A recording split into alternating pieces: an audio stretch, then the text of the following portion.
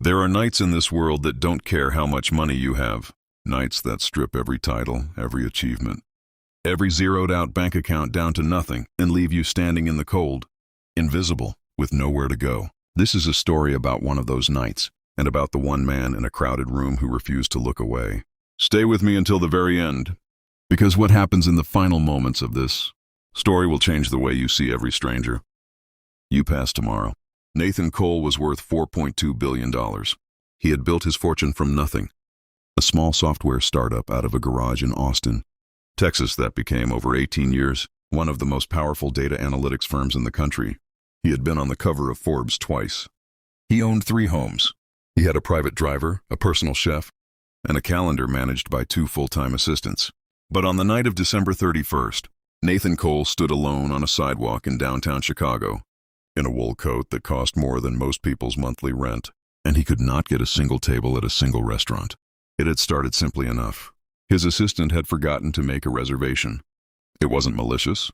She had a family emergency, and Nathan had told her to go, that he would handle it himself. He told himself it wouldn't be a problem. He was Nathan Cole. Surely someone would accommodate him. He was wrong. The first restaurant turned him away with an apologetic smile, fully booked since October. The second didn't even let him finish his sentence. The third was a place he had personally invested in 3 years ago. And the host, a young man who clearly did not recognize him, told him the wait was over 4 hours. Nathan stood at the podium for a moment, almost said something, then turned and walked back out into the cold. By the time he reached the 6th restaurant, something inside him had quietly cracked.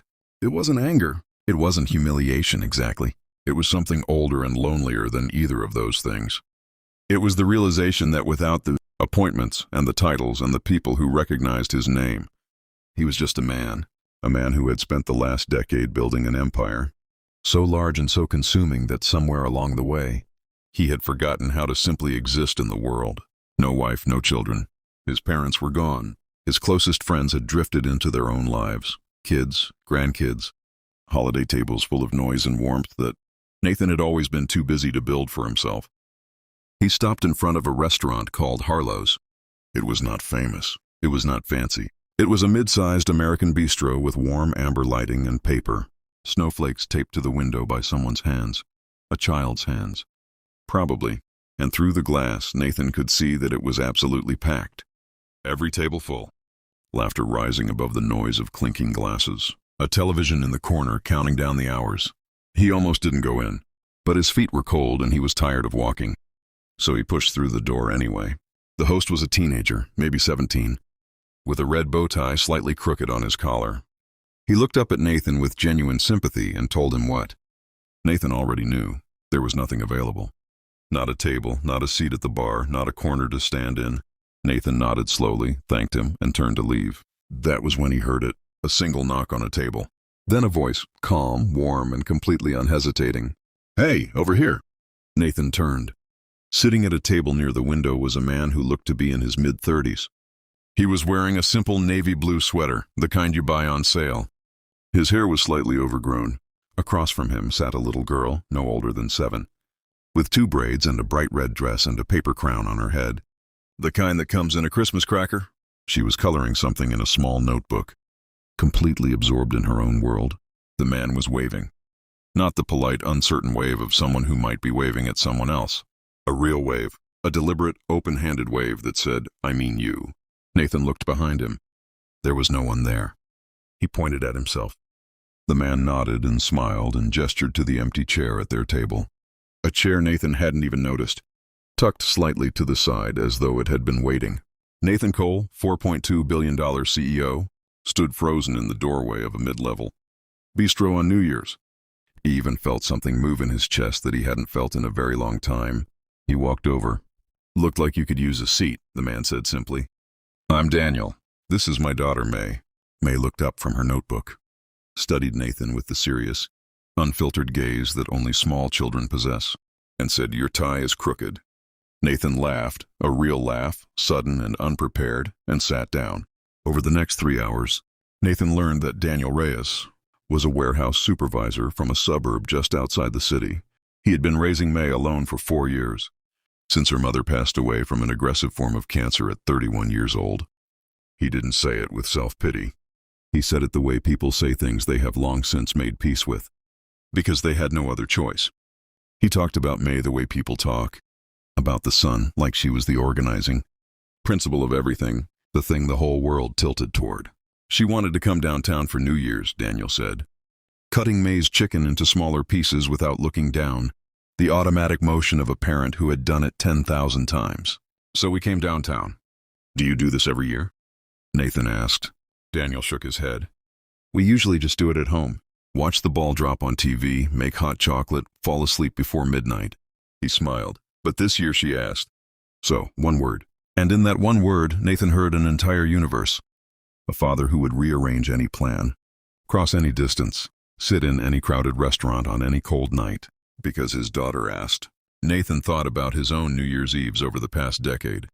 Conference calls with Tokyo, a charity gala in Manhattan, where he'd shaken 300 hands and remembered none of them.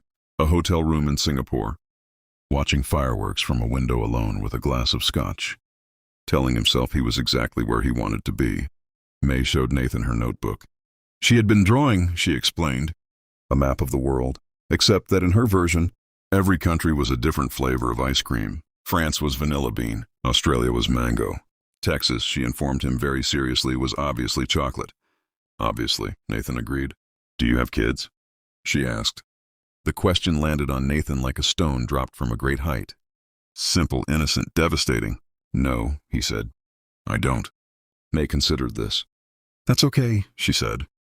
You can share ours? Daniel looked at his daughter with the kind of expression that has no name. Pride and tenderness and heartbreak and love so compressed together that it becomes its own entirely new emotion. And Nathan had to look away for a moment because something in his throat had tightened to the point where he didn't trust his own voice. They stayed through midnight. When the countdown began, the whole restaurant rose to its feet, and May stood on her chair and counted along at the top of her lungs. Completely fearless, completely joyful, her paper crown tilting dangerously to one side. When the clock struck 12, Daniel caught her mid-leap and held her in the air while she shrieked with laughter. Nathan stood beside them and clapped and felt, for the first time in longer than he could remember, that he was not outside of life looking in. He was inside it. He was part of it. Before they left, Nathan tried to pay the bill. Daniel shook his head with a quiet firmness that did not invite argument. You're the guest, he said.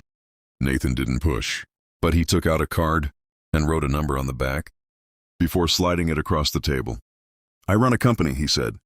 We have a scholarship program for employees' kids. When May's old enough, if you want it, it's there, no strings. Daniel looked at the card for a long moment. Then he looked at Nathan with clear, steady eyes. You didn't have to do that. I know, Nathan said.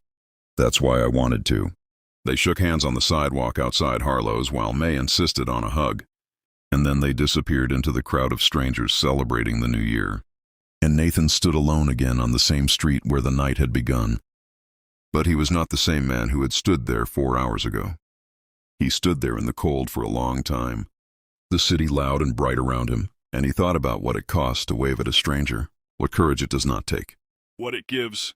He thought about a little girl with a paper crown, who had drawn a map of the world in ice, cream flavors, and told a lonely billionaire that it was okay, that he could share theirs. He thought, I have been building things for 18 years. I have built systems and companies and revenues and reputations, but I have never once built what that man has built.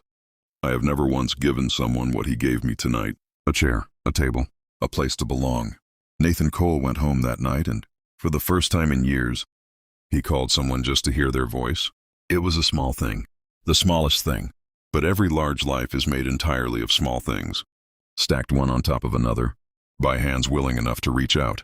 And it all started because one man in a navy sweater looked up across a crowded restaurant, saw someone standing alone and waved. If this story moved you, if you felt even one moment of it in your chest, then you already know why stories like this matter. Share it with someone who needs to hear it tonight. And if you want more stories that remind you what human beings are truly capable of, subscribe to this channel and hit that like button. There are people out there still waving. Let's make sure the world sees them.